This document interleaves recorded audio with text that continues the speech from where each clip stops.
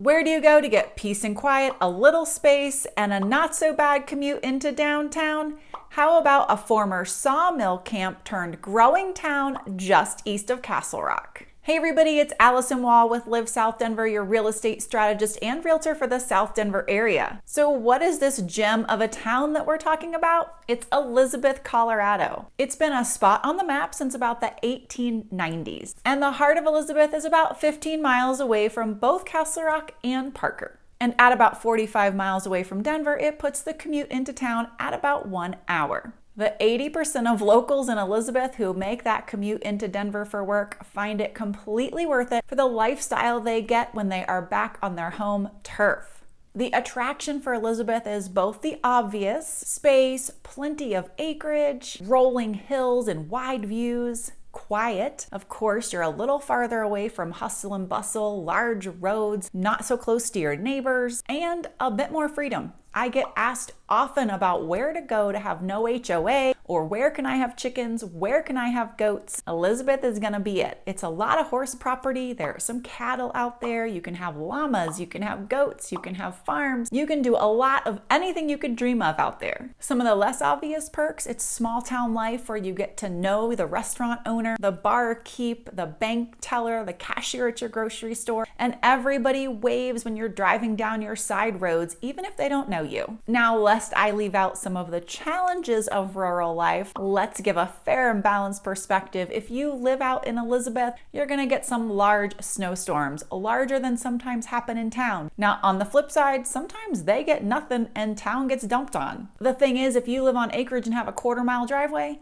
that whole quarter mile is yours to dig out on your own. The road to your house may be a dirt road that's maintained by you and your neighbors. It may not be a public road. It's entirely possible you'll be on well and septic for your water and not public water. And there are always cell coverage and internet issues to contend with if you're not right in the heart of town. Most of Elizabeth is wide open, rolling hills that are gorgeous in their own right, and then there are pockets of dense pine forest, and you'll see both of these as we tour the area together looking at Elizabeth real estate. In the last 12 months, about 400 homes were sold in Elizabeth. 143 of these were from the $250,000 range to the $500,000 range. If someone's buying a home at or under the $500,000 mark, they're generally getting about the same size lot that they would be getting if they were in town, in Parker, in Castle Rock, in Denver. It's gonna be a third acre or less generally. As you get up toward that $500,000 mark, there is a slim chance of getting a little bit more acreage and space. 175 of the homes were from the $500,000 mark to the $749,000 mark.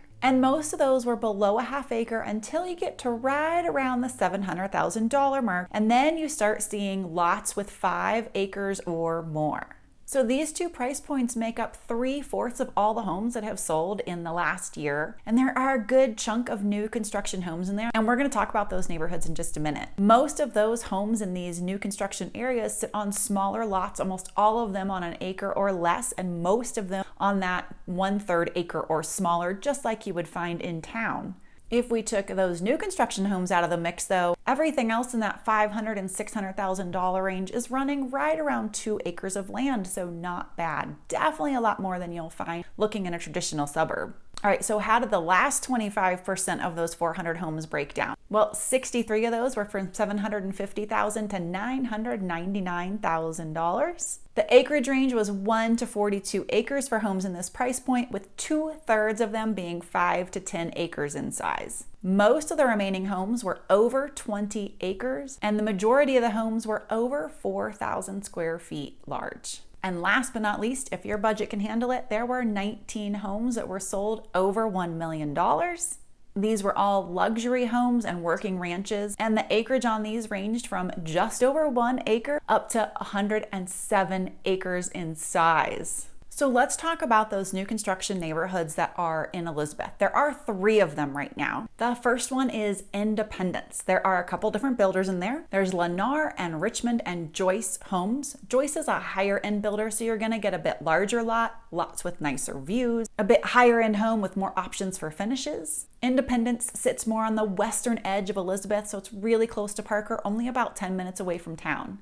The views out here are gorgeous, especially if you can nab one of the lots that are backing to or facing open space. The next neighborhood is Gold Creek Valley. Lennar is the only builder in this community, and Gold Creek Valley is right in the heart of Elizabeth. You could almost walk to the Walmart and the Safeway that are at the heart of town. The views, again, gorgeous. You have some open ranch land, some large houses that are built off in the distance, some trees, really, really pretty community. I would say this neighborhood, being in the heart of Elizabeth, is the farthest from Castle Rock Park or downtown, but it's also the most convenient for living in Elizabeth. You're right next to everything you would need. The last new community out here is Spring Valley Ranch. So Spring Valley Ranch is kind of a whole development. There's an existing neighborhood that's been being built into for years. They have some beautiful large homes out there. And then there is a public golf course, which is fantastic. And that's right as you're coming into the entrance of this new community. So Century Communities is the builder for this one. I think this community offers some great potential views with its rolling terrain. Spring Valley Ranch lies pretty far north in Elizabeth, which puts it very close to Parker, probably a 12-minute drive or so away from town. But with it being both north and east, it does get a little bit of air traffic because, as you may know if you're familiar with Denver, the airport is very north and very east, and the planes all land out to the east of the airport. So if you're wanting peace and quiet, which is part of being out in the rural part of town, you may want to evaluate for yourself if the area you're looking at has a heavy amount of air traffic. There are so many fantastic properties in Elizabeth that I don't necessarily think new construction is the way to go or the only way to go. It's great if you're wanting something new and low maintenance and you don't want a big yard, but you want the peace, the quiet, and maybe the views. But if you're wanting something that's a little bit more traditional for a rural town, then you might want to go with something that's at least a couple years older. So I toured some other fantastic neighborhoods for you, and I hope you enjoy looking at these.